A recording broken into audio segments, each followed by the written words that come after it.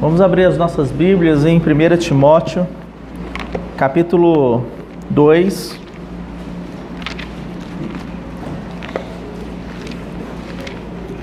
Vamos ler a partir do verso 1.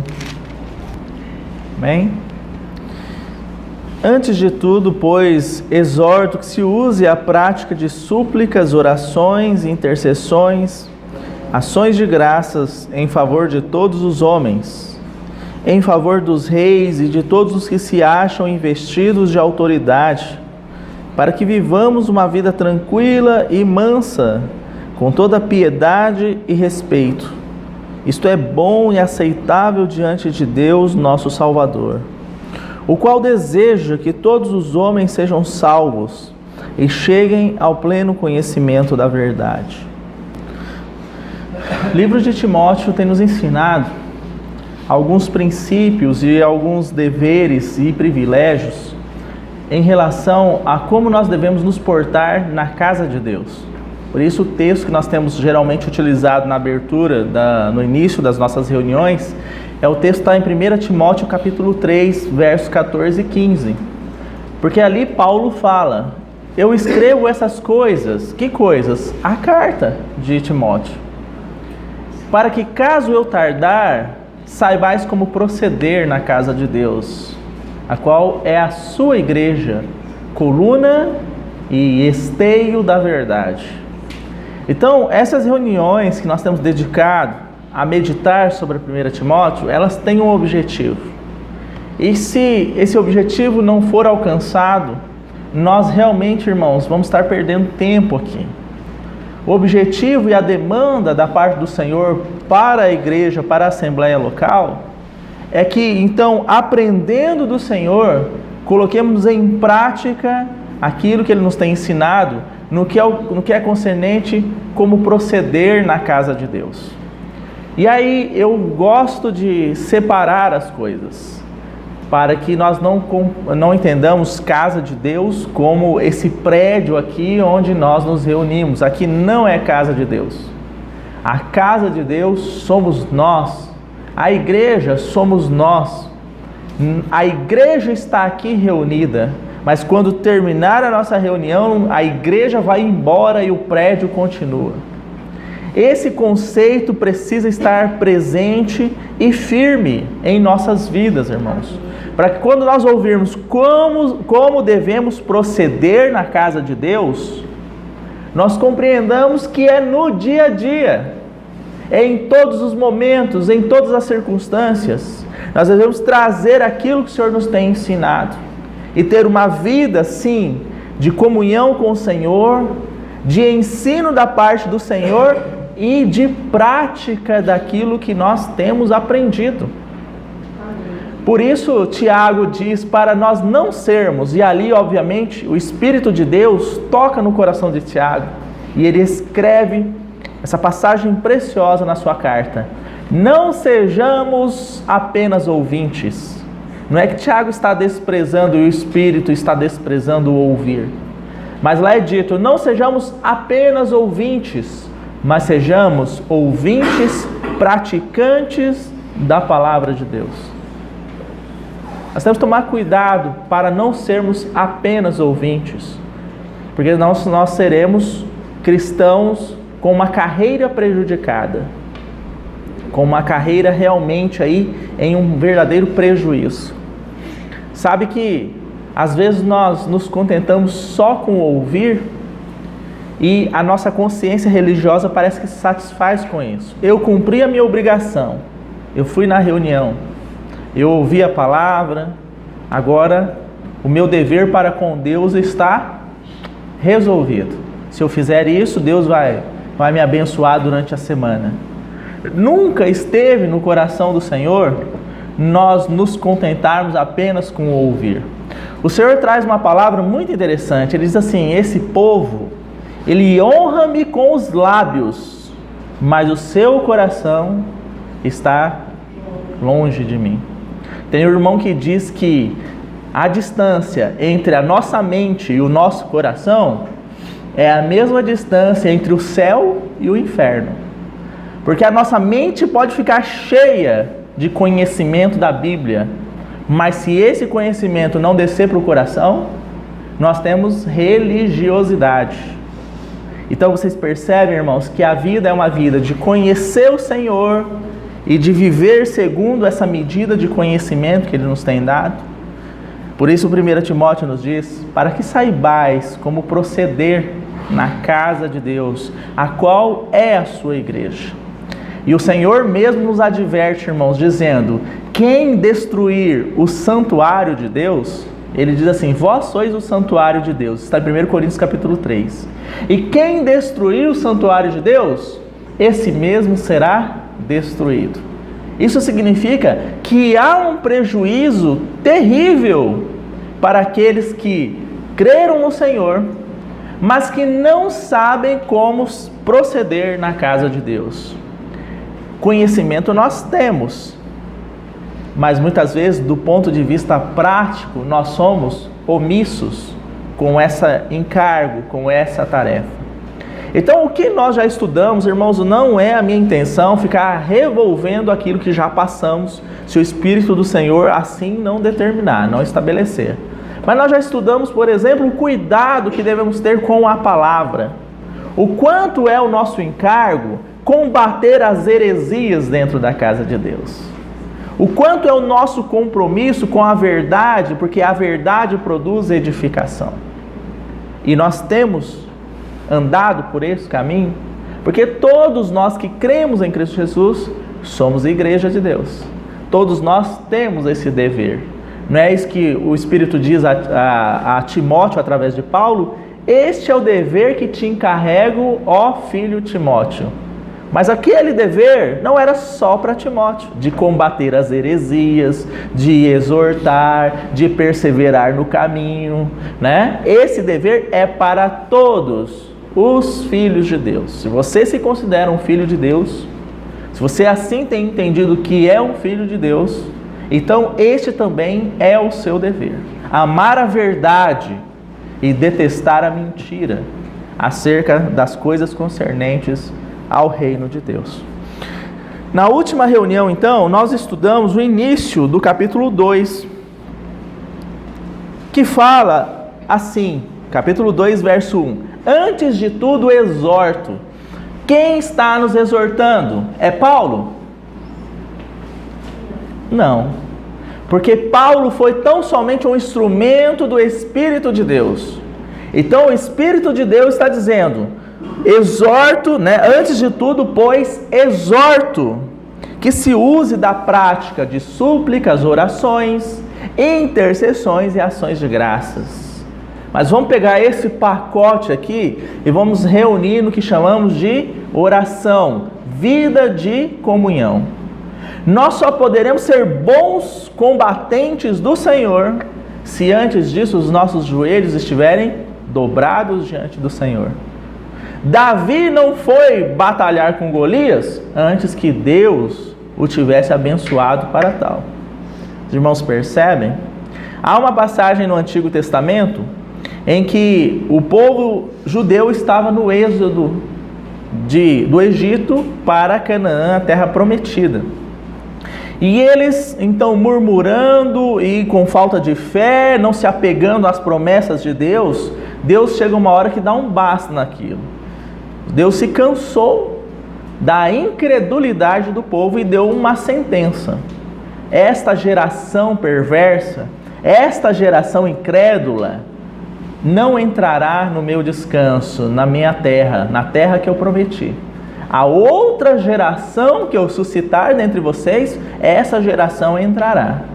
Quando o povo ouviu essa palavra da parte de Deus por intermédio de Moisés, o que o povo resolveu? Não, agora nós vamos fazer a vontade de Deus. Deus quer que a gente entre e conquiste a terra? Nós vamos entrar e vamos conquistar. Nós vamos batalhar contra os gigantes. Então eles decidiram subir para lutar contra os gigantes da terra de Canaã e tomar à força a posse daquela terra. Só que Moisés avisou uma coisa para eles: não vão, porque Deus já estabeleceu a sua sentença. Eu e a arca ficaremos aqui, nós não iremos. O que é a arca? A arca é uma figura, uma tipologia da pessoa e obra de Cristo. Então eles foram para a batalha, mas quem não foi junto com eles? Cristo. Percebe, irmãos? Então, falar de como proceder na casa de Deus, combater o bom combate, né? Combater as heresias, andar de maneira fiel na casa de Deus, sem uma vida de comunhão, de oração com o Senhor, é subir para pelejar sem estar com o Senhor junto. O que aconteceu com o povo de Israel? Voltaram humilhados, porque tomaram uma surra na batalha, né? Mas Moisés havia dito, Deus já estabeleceu a disciplina para vocês. Eu e a arca não subiremos. Então, aqui você tem essa realidade. Antes de tudo, exorto. É necessário que os filhos de Deus aprendam uma vida de dependência. Oração é dependência, irmãos. O mundo lá fora faz o que quer, a hora que quer e como quer. O estranho é que um povo redimido, comprado por Deus, povo de propriedade exclusiva de Deus, esteja agindo exatamente dessa forma. Levanta de manhã, sai correndo, vai para o trabalho, aí vem os problemas, tenta resolver os problemas, aí tem que lidar com a esposa, lidar com os filhos, vai ali tentando remendar, fazer de uma maneira, ufa, chegou esse dia, né? E aí vem o outro dia, e aí vem a próxima semana, e aí vem o próximo mês, e aí vem o próximo ano, e vai nessa correria, no embalo do mundo, né? Isso não é natural para nós. Antes de tudo, pois exorto que useis da prática, da dependência. Aí nós vimos cada um desses conceitos: oração, súplica, né, ações de graças, intercessão. Nós não vamos entrar aí. Avançando hoje, eu quero falar um pouco sobre o versículo 2. Diz então que o final do 1 e continuando com o verso 2, que nós devemos usar dessa prática em favor de todos os homens, em favor dos reis e de todos que se acham investidos de autoridade. Agora Paulo vai dizer que quando nós intercedemos, quando nós suplicamos em favor das autoridades, tem um objetivo. Se orou muito para esse ou aquele candidato da presidência da República ganhar a eleição, por quê? Porque ele prometeu que vai melhorar a economia, os empregos vão voltar, a prosperidade vai voltar a reinar? Então você orou fora do propósito de Deus.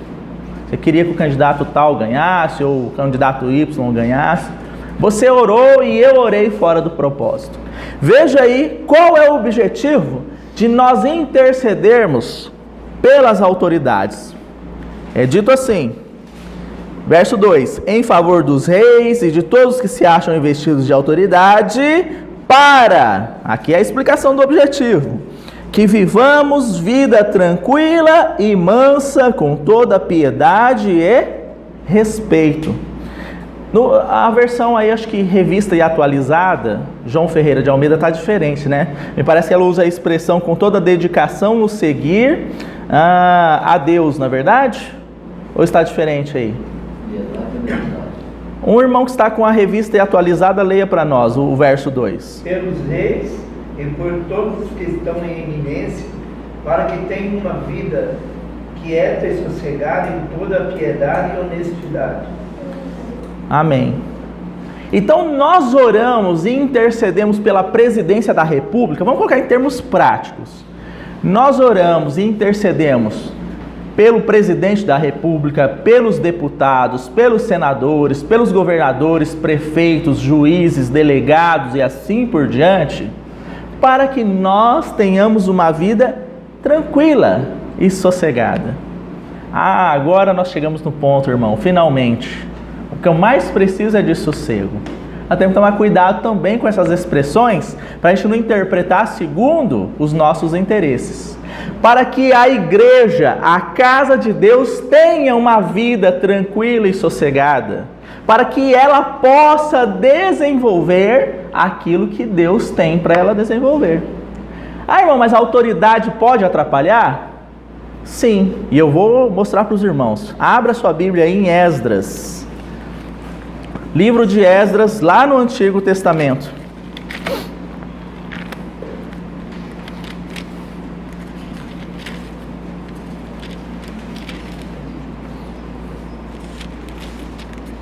Capítulo 5.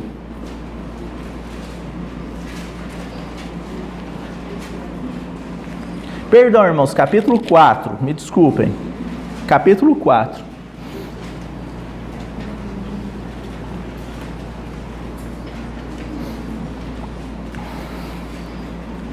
Nós sabemos que Deus usou a autoridade do rei Ciro para editar um decreto permitindo que os judeus retornassem a Jerusalém para reedificar o templo e a cidade.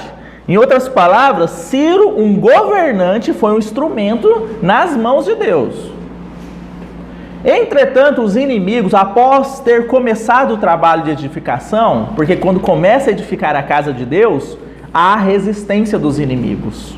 A gente estudou o livro de Esdras e vimos isso. Todas as vezes, irmãos, que nós nos envolvermos com a edificação da casa de Deus, que é a sua igreja, com a obra de Deus, com a promoção do reino, os inimigos vão se levantar. Não se assuste com isso.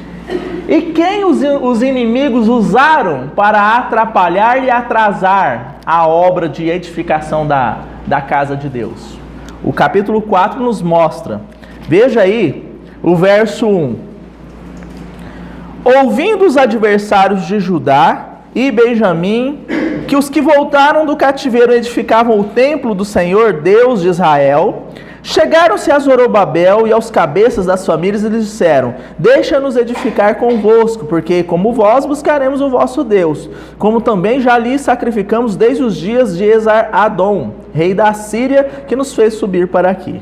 Porém Zorobabel e Jesuá e os outros cabeças de família lhes responderam: nada tendes conosco na edificação da casa do nosso Deus. Nós mesmos sozinhos edificaremos ao Senhor, Deus de Israel, como nos ordenou Ciro, rei da Pérsia. Então as gentes da terra desanimaram o povo de Judá, inquietando-o no edificar. Alugaram contra eles conselheiros para frustrarem o seu plano todos os dias de Ciro, rei da Pérsia, até o reinado de Dario, rei da Pérsia. No princípio do reinado de Assuero, escreveram uma acusação contra os habitantes de Judá e de Jerusalém. E nos dias de Artaxerxes, rei da Pérsia, Bislão, Mitredate, Tabeel e os outros seus companheiros lhe escreveram. A carta estava escrita com caracteres aramaicos e na língua siriaca. Então, só fazendo uma pequena observação aqui, escreveram uma carta para o rei, para difamar o povo. Sabe qual era o conteúdo dessa carta? Eles disseram assim ao rei Artaxerxes: aquela cidade que aquele povo está edificando, aquele templo, aquele povo é um povo rebelde. E quando eles terminarem de edificar, eles vão se rebelar contra a sua autoridade. Então eles começaram o quê? Jogar o rei contra o povo de Deus. Veja a resposta aí, irmãos, um pouco mais adiante. Verso 18. Verso 17, perdão. Então respondeu o rei a Reum, o comandante, a Sinzai, o escrivão e a seus companheiros que habitam em Samaria, como aos restantes que estão além do Eufrates: paz. A carta que nos enviaste foi distintamente lida na minha presença. Ordenando eu, buscaram e acharam que desde os tempos antigos aquela cidade se levantou contra os reis, e nela se tem feito rebeliões e motins. Também houve reis poderosos sobre Jerusalém, que da além do Eufrates dominaram em todo lugar, e se lhes pagaram direitos, impostos e pedágios. Agora, pois, dai a ordem, a fim de que aqueles homens parem o trabalho, e não se edifique aquela cidade, a não ser com a autorização minha. Os irmãos percebem? Mais de 15 anos a obra de Deus parada, porque o rei determinou que se parasse de edificar. Então, uma autoridade constituída, embora toda autoridade provenha de Deus, uma autoridade constituída pode atrapalhar o quê? A edificação, o andamento da obra da casa de Deus. Obviamente, esse período de mais de 15 anos também se deu por omissão do povo de Deus. Mas nós não podemos ignorar esse detalhe aqui. Irmãos, uma vez considerado isso, nós entendemos então por que é que devemos interceder pelas autoridades. Para que eles não sirvam de atrapalho, de embaraço, para que nós possamos promover a edificação da casa de Deus, que é a sua igreja. Os irmãos percebem que os governos atuais, em muito, têm atrapalhado o povo de Deus? Algumas leis que vão contra a palavra. Então essa questão começa a se fechar sobre nós e nós temos que tomar cuidado com isso. Eu poderia entrar muito ainda nesse aspecto da autoridade que é dada por Deus, até qual é o limite entre se submeter à autoridade e não se submeter a ela em razão da palavra de Deus. Nós poderíamos entrar muito nesse aspecto, mas não é o objetivo aqui do nosso estudo.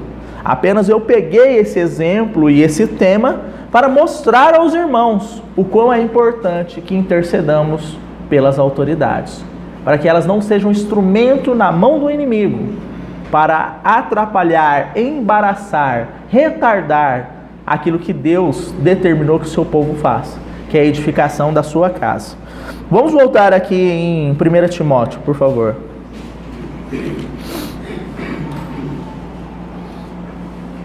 Aí é dito, irmãos, então, para que vivamos uma vida quieta e sossegada, com toda a dedicação no seguir a Deus.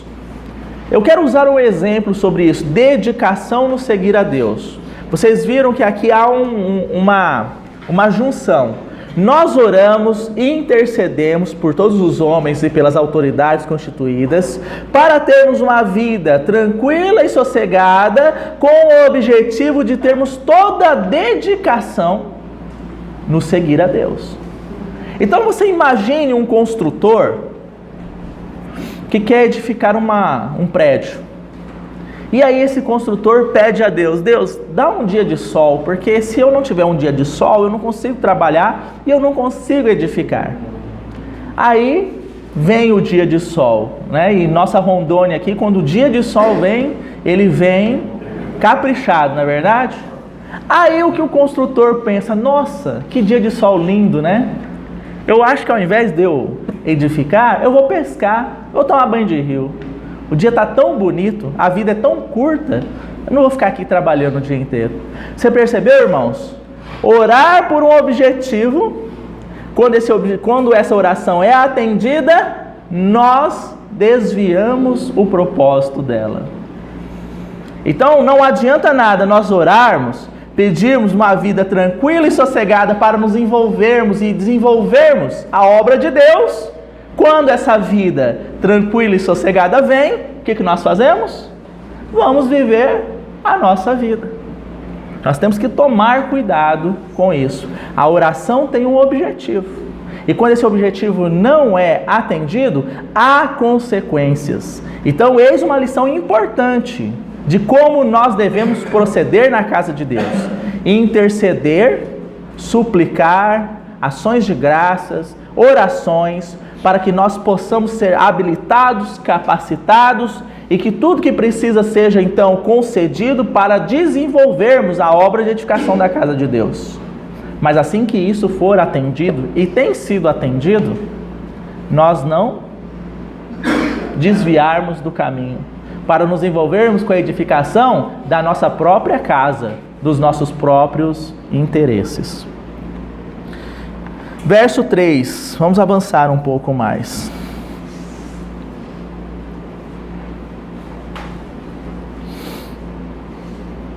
Isto é bom e aceitável diante de Deus, nosso Salvador, que intercedamos, Uma vida de comunhão e dependência. Agora veja o verso 4. O qual deseja que todos os homens sejam salvos e cheguem ao pleno conhecimento da verdade. Então a vontade de Deus é esta: que todos os homens sejam salvos, que eles cheguem ao pleno conhecimento da verdade.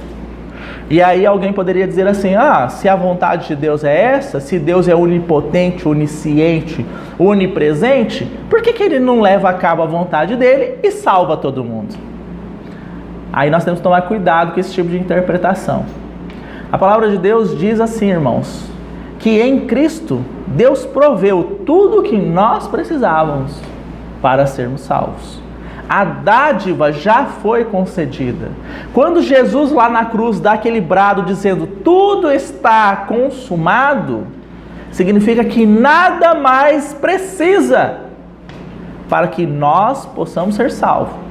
Do ponto de vista do pagamento do preço. Todo o preço que precisava ser pago para nos resgatar, para nos salvar, foi pago em Cristo Jesus. Não tem mais nada a ser pago.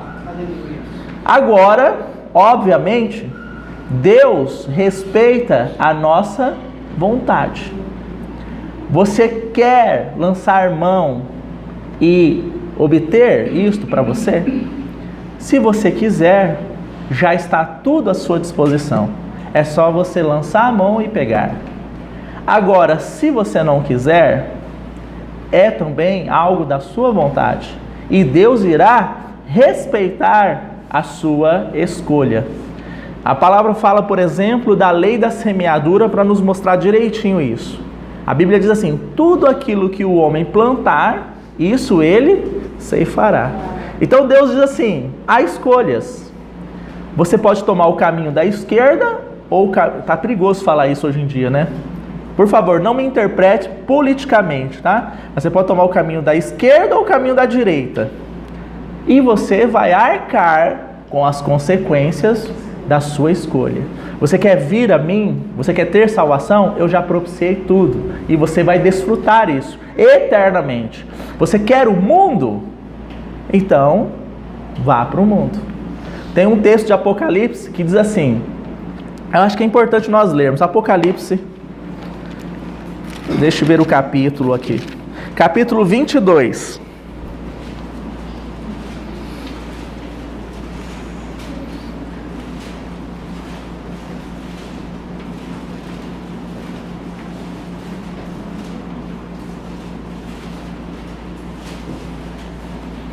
Deixa eu ver o verso. Capítulo 22, verso 11. Preste atenção nesse texto, irmãos. Continue o injusto fazendo injustiça. Continue o imundo ainda sendo imundo. O justo continue na prática da justiça. E o santo continue a santificar-se. Eis que venho sem demora, e comigo está o galardão, que tenho para retribuir a cada um segundo as suas obras. Você percebeu que estranho? O que? Deus está mandando o injusto continuar fazendo injustiça? E o imundo continuando a se aperfeiçoar na imundície? Como assim? É porque Deus respeita a nossa escolha. Você quer continuar no caminho da injustiça? Então continue no caminho da injustiça.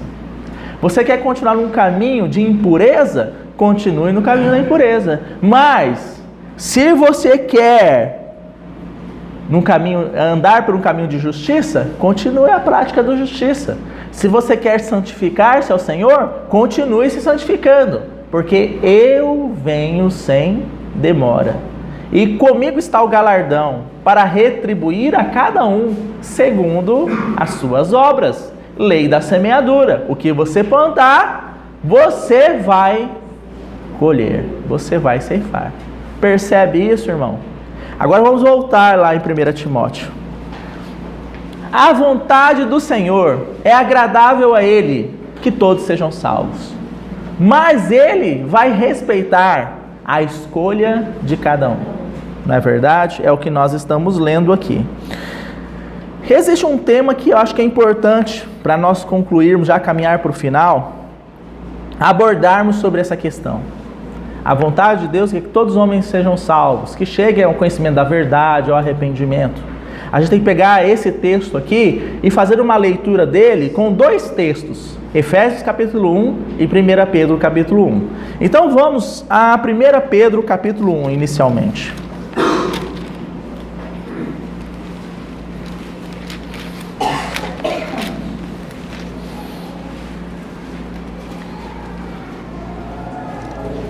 Primeira Pedro capítulo 1, nós vamos ler o verso 1 e o verso 2.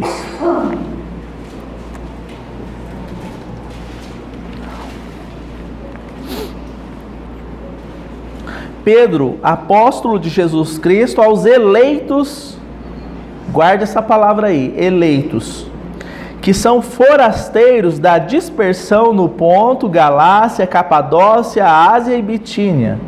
Agora olha de novo a palavra. Eleitos segundo a presciência de Deus Pai em santificação no Espírito, para a obediência e a aspersão do sangue de Jesus Cristo, graça e paz vos sejam multiplicadas. A palavra está nos dizendo assim, que Pedro escreve a carta à igreja, e ele usa a expressão, aos eleitos, segundo a presciência de Deus. O que é essa palavra presciência? Um conhecimento anterior. Isso é presciência. Ou seja, Deus de antemão elegeu. É isso que a palavra está dizendo. Agora nós vamos avançar, nós vamos agora em Efésios, capítulo 1.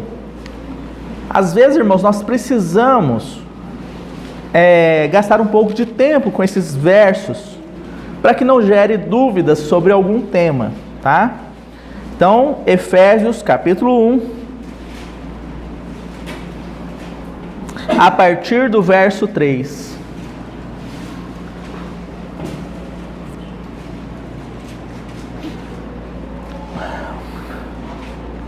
Bendito Deus e Pai de nosso Senhor Jesus Cristo, que nos tem abençoado com toda a sorte de bênção espiritual nas regiões celestiais em Cristo.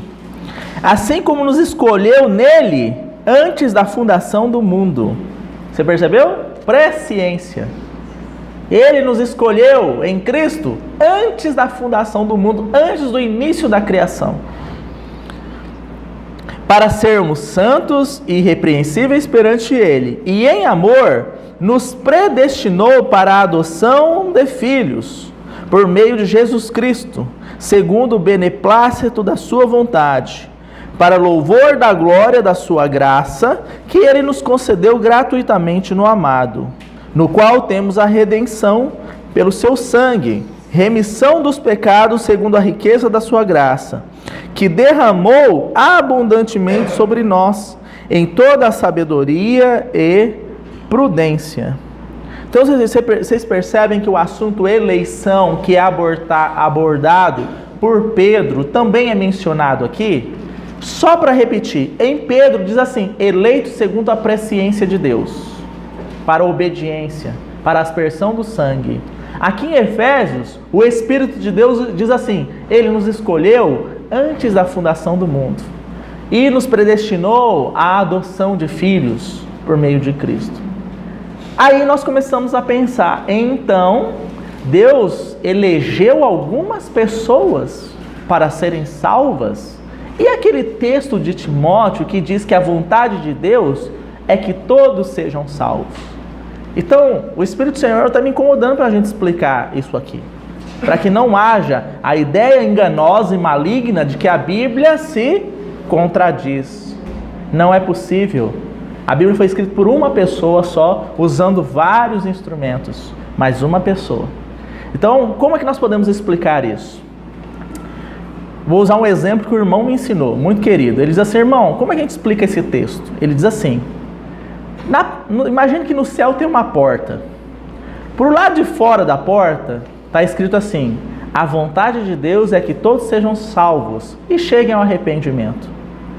Mas aqueles que vão entrar por essa porta, quando eles fecharem ela, eles vão olhar do outro lado da porta e vai estar escrito assim, eleitos segundo a presciência de Deus, né? Separados antes da fundação do mundo. Em outras palavras, a vontade de Deus é que todos sejam salvos, mas justamente por Ele ser onisciente, onipresente, Ele sabe quem será salvo. Essa é a explicação que nós temos para esses dois versos. Irmãos, não é uma questão de que Deus separou alguns para condená-los propositadamente, mas é que Deus respeitará a vontade de algumas pessoas de seguirem Satanás por uma opção própria. E todos aqueles que forem salvos não pegaram Deus de surpresa. Ele já sabia que essas pessoas corresponderiam à sua vontade, à sua verdade. Então pare de pensar que Deus fez um bom negócio. Eu creio em Deus, nossa, tão difícil, mas eu consegui. Não, irmãos, nós fomos aceitos por Ele. Ele sabia que nós corresponderíamos, né? Por isso que existem passagens na Bíblia que dizem assim: numa mesma casa há vasos de honra, isso está em 1 Timóteo, há vasos de honra e vasos de desonra. Não é porque nós passamos por aquela porta ali que nós somos salvos, que nós somos santificados.